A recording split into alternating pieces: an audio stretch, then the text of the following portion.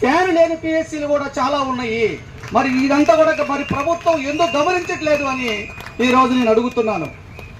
అందుకోసం వైద్యాధికారులారా, మీ అందరికీ మేము సిఐటి తరపుగా మేము తెలిపేది ఏంటంటే, సిఐటి అంటే మాకు ముఠా కార్మికుల నుంచి, అంగన్వాడీ వర్కర్ల నుంచి, ఆశా వర్కర్ల నుంచి తేగలం.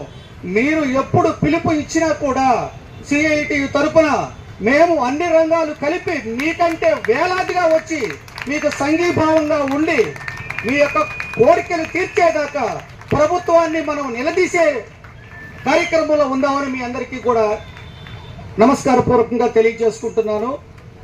పోరాడితే పోయేదేముంది, బానిస సంఖ్యలు తప్ప అనేటువంటి ఉద్యమాల్లో గత 20 సంవత్సరాల నుంచి ఉంటున్న మేము మా ఆశాలకు జీతాలు పెరగాలన్నా, ఏఎన్ఎంస్కి జీతాలు పెరగాలన్నా, కాంట్రాక్టు స్టాఫ్ నర్సులకి డిక్లరేషన్ కావాలన్నా మేము ఇప్పటిదాకా గత 20 సంవత్సరాల నుంచి పోరాటాలతోనే సాధించుకున్నాం.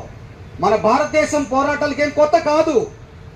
ముఖ్యంగా మన ఆంధ్రప్రదేశ్ పోరాటాల పురిటిగడ్డ. ఇదొకటి మనందరూ కూడా గుర్తుంచుకోవాలి. అందుకోసం గవర్నమెంట్ మీద మేము ఖచ్చితంగా డాక్టర్స్కి మీరు అడిగినవన్నీ కూడా ఒక్కటి కూడా హేతుబద్ధం కాదు అని చెప్పడానికి వీల్లేదు, అన్నీ ఇవ్వాల్సిందే. మరి ఇక్కడ ఒక రకమైనటువంటి అణగద్రొక్కేతనం చేయక ఏం చేస్తారులే అంటాం, అవసరమైతే ఎస్వాలు ప్రయోగించడం.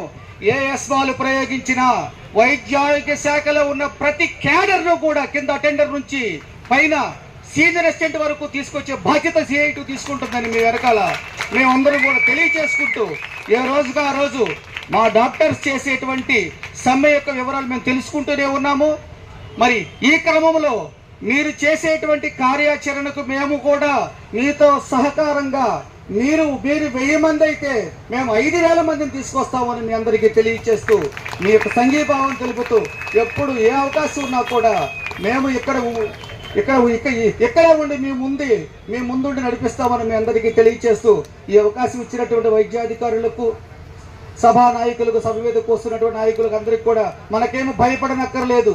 ఈ పోరాటాలు ఇప్పుడు కొరతేవి కాదు, ఎవరు ఏమీ చేయరు.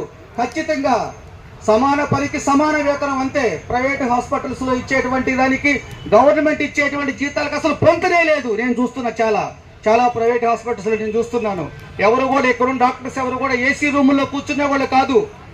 ఉద్యోగాల కోసం, ఆ ఉద్యోగం చేస్తుంటే వచ్చేటువంటి ఫలితాల కోసం కరోనా మూమెంట్ ఉందంటే 100 మంది డాక్టర్స్ చనిపోయారు, 100 మంది స్టాఫ్ చనిపోయారు. లేకపోతే అప్పుడే ప్రభుత్వం కరోనా దాటగలిగేదా అని చెప్పేసి ఈరోజు గవర్నమెంట్ నేను ప్రశ్నిస్తా ఉన్నాను.